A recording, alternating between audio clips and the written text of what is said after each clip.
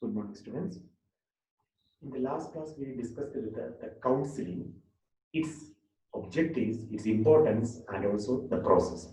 Today, we are going to have what are the aspects with regard to the counseling or the types with regard to different types of counseling are there. So that we are going to see now.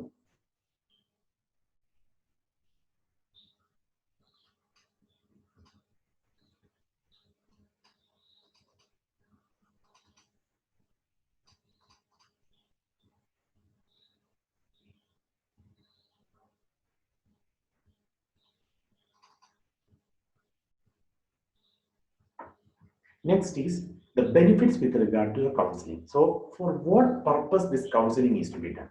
So one is counseling improves the productivity of an organization because it creates an ambience of support and guidance to the workers. അതായത് അവരുടെ problem എന്താണെന്ന് ഒരു സുപ്പീരിയറും ഒരു സബോർഡിനേറ്റും അങ്ങനെയാണ് നടത്തുന്നത്. അല്ലെങ്കിൽ ഈ ഒരു ആള് രണ്ട് പേര് മാത്രമേ അവര് എന്ത് ഫേസ് ടു ഫേസ് മീറ്റിംഗ് ആണ്. അപ്പൊ അവരുടെ പ്രശ്നങ്ങൾ എന്താണ് എന്നുള്ളത് മനസ്സിലാക്കാൻ പറ്റുന്നു. And proper guidance should be given എന്താണ് എന്നുള്ളത്. So that is the improves the productivity of an organization because it creates an ambience of support and guidance. Then it reduces the turnover when employees feel they can discharge their thoughts and feelings and deal with the problems openly and constructively. So ആൾക്കാരുടെ turn over നമ്മൾ കണ്ടു, employee turn over, അതായത് rate of going out of by the going out of the firm and those who are in the firm, അത് തമ്മിലുള്ള rate ആണ് labour turn over എന്ന് പറയുന്നത്. അത് കുറയ്ക്കാൻ പറ്റുന്നു. കാര്യം because nobody will go outside, because employees will feel they can discharge their thoughts, അവരുടെ thoughts they can discharge it, and also the feelings and the deal with the problems openly and constructively. എന്ന് പറഞ്ഞാൽ ഒരു open minded ആയിട്ട് അവർക്ക് എന്ത് ചെയ്യാൻ പറ്റുന്നു, അവരുടെ ഫീലിങ്സ് ഐഡിയാസ് ഒക്കെ ഷെയർ ചെയ്യാൻ പറ്റുന്നു. കാര്യം വേറെ ആരും ഇല്ല, അടുത്ത് രണ്ടുപേര് മാത്രമേ ഉള്ളൂ, ഫേസ് ടു ഫേസ് മീറ്റിംഗ് ആണ്. Then it creates a platform to understand the emotions, the motives and the needs of each employee. This helps the organization to find appropriate ways to address those issues. So creates a platform to understand the emotions, the feelings, the motives also and the needs of each employee. This helps the organization to find appropriate ways to address such issues. It reduces the conflict and preserves self-esteem when parties are really listened to. Make a respect within which each and every person is having. എന്ന് പറഞ്ഞാൽ face to face meeting ആകുമ്പോൾ വേറെ ആരും ഇവരുടെ പ്രശ്നങ്ങൾ അറിയത്തില്ല, രണ്ടുപേരും സംസാരിച്ച് തീർക്കുന്നു. And after that reduces the conflict also and preserves a self-esteem, self-respect within the parties in that meeting. Then counseling helps to solve the problems before they occur. It helps to solve the problems before they occur. വീണ്ടും അത് വരുന്നതിന് മുമ്പേ അത് solve ആക്കാനായിട്ട് നോക്കുന്നു. Improves your decision making when everyone's ideas are heard and employees' strengths and abilities are complemented. So everybody's ideas should be shared and also to be heard, and the employees, the strength and ability, the skill are complemented, and also the counseling increases self-knowledge and job satisfaction also. So these are the benefits with regard to counseling. And next is the types of counseling. One is directive counseling. So it is the full counseling, and in this method supervisor give attention to the problems of the employees and decide what should be done and advises and motivates him to follow it. എന്താണ് ചെയ്യേണ്ടത് എന്നുള്ളത് supervisor need to inform the subordinates or the employees. So in this method of counseling, the supervisor gives the attention to the problems of the employees and decide what activities or advises the employees to do that thing, and thereby motivating him to follow that thing. This type of counseling mostly does the function of advice, reassurance and communication. So advice is given by the superior to the subordinates to do, or to the employee to do such an act, and also thereby getting motivated. It is a counselor-centered technique of counseling where the counselor takes an active role in forming the correction strategies and he advises and encourages the employee to act accordingly. അതായത് ഈ കേസിൽ The subordinate sees a big zero. അവര് ഒന്നും ചെയ്യാത്തില്ല. കാര്യം അവര് മുഖാന്തരം ഉണ്ടാക്കുന്ന പ്രശ്നങ്ങളാണ്. അപ്പൊ അവരെ എന്ത് ചെയ്യണം? Direction to be given. അതാണ് like a directive leader, not a supportive one. So അങ്ങനെയുള്ള കൗൺസിലിംഗ് ആണ് എന്ത്? Directive counseling. Hope you understand now what is a directive counseling. The next is non-directive counseling. അതായത് അതിനകത്ത് എന്താണ്? Employee is permitted to have maximum freedom in the counseling process. That is the same as supportive system. അതായത് there should be a relation between the superior and the subordinate there, or the employee there. അതുകൊണ്ട് maximum freedom should be taken by the employees there. So the counselor facilitates a skillful and patient listening of the employee. അതായത് അങ്ങേയറ്റം ക്ഷമയോട് കൂടി എന്താണ് അവർ പറയുന്നതെന്ന് കേൾക്കുക. He encourages the employees to explain troublesome problems, understand them, and find appropriate solution. This approach, fundamentally, the approach is to listen with understanding and without criticism or appraisal to the problem as it is described by the employer. Clear cut അതില് എന്ത് ചെയ്യുക? Listening നടത്തുക. ആര്? Superior, എംപ്ലോയീസിന്റെ problems അവർ പറയുമ്പോൾ അത് കേൾക്കുക, അതിനെതിരെ ഒന്നും പറയാതിരിക്കുക. Then the free expression that is encouraged in the non-directive approach, that is the non-directive counseling approach, tends to reduce the tensions and frustration. മറ്റേതെന്ന് പറഞ്ഞാൽ എന്താ? ഒരു അധികാരം അവിടെ കാണിക്കുകയാണ്. അത് ചിലപ്പോൾ കൂടുതൽ പ്രശ്നങ്ങളിലേക്ക് പോകാം. എന്നാൽ ഇതല്ല, their ideas also should be shared. മറ്റേത് ഡയറക്റ്റീവ് ആണ്, direction towards to do that particular thing. അപ്പോൾ അതൊരു ആക്ഷൻ ആണ് ഇവിടെ, അവരുടെ അതോറിറ്റി അവിടെ വെസ്റ്റ് ചെയ്യുകയാണ്. എന്നാൽ ഇതങ്ങനല്ല, proper listening of the problem from the by the who is that? The superior. That is proper listening, so that there should not be tension free attitude. Reduce the tension and frustrations also. And non-directive counseling is employee centered counseling. That is worker oriented counseling ആണ് non-directive. എന്നാൽ മറ്റേതോ job oriented എന്ന് വേണേൽ പറയാം. Because അയാൾക്ക് മറ്റേ രീതിയിൽ തന്നെ അവർക്ക് ഒരു അധികാരം അവിടെ കാണിക്കുന്നു. Direction to be given. Then participative counselling. Under the participative counselling, both directive and non-directive methods suffer from some limitations. While the former is often not accepted by the independent employee, latter needs professionals to operate, and hence it is costly also. A balanced type of counseling is known as participative counseling, where the counselor and the client, the superior and the subordinate, or the employee, establish a cooperative exchange of ideas. രണ്ട് പേരും ideas share ചെയ്യുന്നു in order to solve the problems, in helping the solving the problems. It is neither wholly the counselor centered nor the wholly employee centered. Counselor and counselee mutually apply their different knowledge, their perception, their skill, their ability, their perspectives, and the values to find the solution to the problem. So participation, both ideas to be shared among the counselor and also the counselee, or from the superior area or from the subordinate area.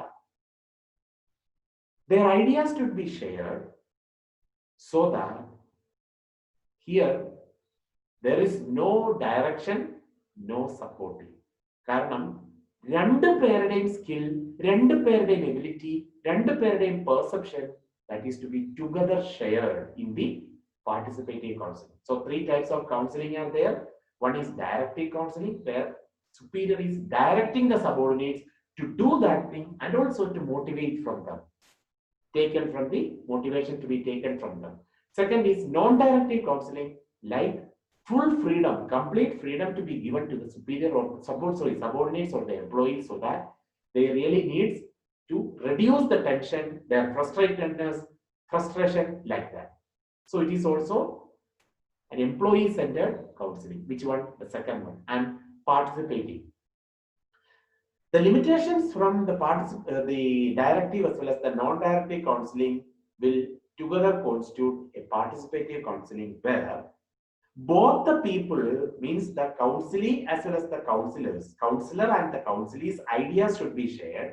Their perception, their ability, the skill, whatever the thing, that all shared, so that there should not be any tension among the thing, as well as no direction towards to do that thing. That is the participative counseling. And the last portion, Power and politics. What is a power?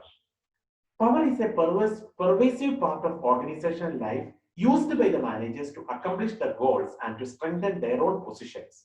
Every interaction and social relationship, അധികാരം എന്നുള്ളത് ഒരു ഇതാണ് ഉദ്ദേശിക്കുന്നത്. Every interaction and social relationship in an organization can be interpreted as an exercise of power. Influence is a transaction in which person Y is induced by person X to behave in a certain way.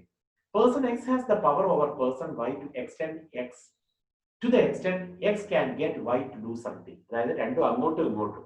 So influence എന്താണ് power എന്താണ് എന്ന് മനസ്സിലാക്കാൻ വേണ്ടിയാണ് ഈ പറഞ്ഞത്. That is, influence എന്ന് പറഞ്ഞാൽ a person Y is induced by person X, means under the influence of X, person Y is behaving. So that is influence. Power means what? X has the power over the Y to the extent X can get Y to do something. Because Y പേടിച്ച് Xനെ പേടിച്ച് എന്ത് ചെയ്യുന്നു? To do something, Y is going to do something because of the power vested with the X. But influence means what? Person Y is induced to do certain thing for person X. അതാണ് ഇൻഫ്ലുവൻസും പവറും തമ്മിലുള്ള വ്യത്യാസം. So, difference between power and influence is that power represents capability, while influence is the exercise of that capability. Power എന്ന് പറഞ്ഞാൽ that is the capability to do that thing. Influence എന്ന് പറഞ്ഞാൽ that capability to be exercised. Therefore, J. Pfeffer defines the power as the capacity of a person, team, department, or organization to influence others. Power is the potential to change the attitude or behavior of others. The most important aspect of power is that it is a function of dependency. The greater B's dependence on A, the greater is A's power in the relationship. A and B in the relation under that A is having some power on B to do something. Therefore, B is depending on A for such a doing things. That is the case between influence and power. Then, politics is referred to as the power in action. Organizational politics is the act of implementing the power of social connections within an organization so that the decisions can be influenced to certain people's personal benefits, such as to access to the assets, the benefits, the status, and the authority without regard to their effect on the organization. Therefore, political behavior in the organization are those activities that are not required as part of one's formal role in the organization, but that influence or attempt to influence the distribution of advantages and disadvantages within the organization. So, what are the sources of power? Legitimate power, reward power, coercive power, expert power, and referent power. So, what is a legitimate power? It refers to the ability to influence others because of the position one holds in the organization. So, it directly denotes what? The authority vested with that person. അധികാരം അതവിടെ കാണിക്കുകയാണ്. അതാണ് legitimate power. Clearly, ability to influence the others because of the position he or she holds in the organization. So that is the legitimate power. While the reward power is, it is based on a person's ability to reward a follower for compliance. In order to do something or to finish an act, a person needs to give reward. That is the case of reward power. It occurs when someone possesses a resource that another person wants and will exchange that resource for certain behavior. So, occurs when someone possesses a resource that the another person wants and will exchange that resource for certain behavior. That is the reward power. Then coercive power. It is the power to punish somebody. It is based on the fear. It is the ability of a manager to force an employee to follow an order by threatening the employees with punishment if the employee does not comply with the order. Order ചെയ്യുന്നില്ലെങ്കിൽ അല്ലെ ആ ഇതിനനുസരിച്ച് work ചെയ്യുന്നില്ലെങ്കിൽ punishment should be given. That is called coercive power. So legitimate power, reward power, coercive power. Expert power based on the skill and expertise. It is based on the individual special and valued expertise, means the ability, the skill within which a person doing their duty. That is expert power. And referent power, the individual's behavioral style. ഓരോ വ്യക്തിയുടെയും പെരുമാറ്റം അതാണ് അതിനെ base ചെയ്തുകൊണ്ട്.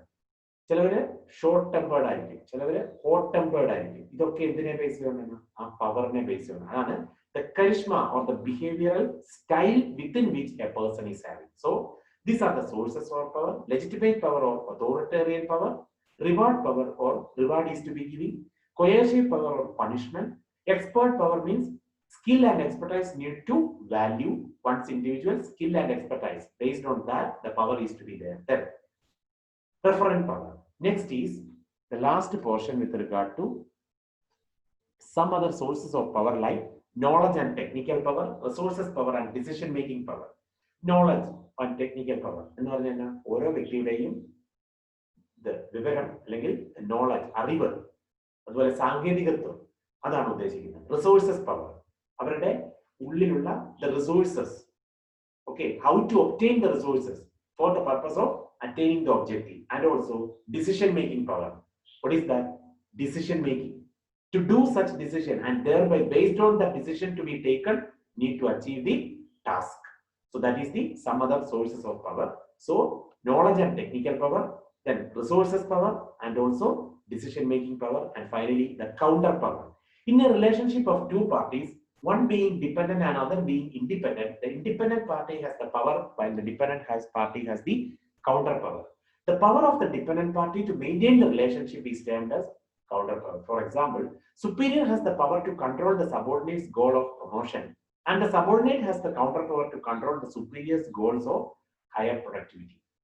നല്ലതായിട്ട് work ചെയ്താലേ, productivity കൂട്ടിയാലേ promotion ഉണ്ടാവുള്ളൂ.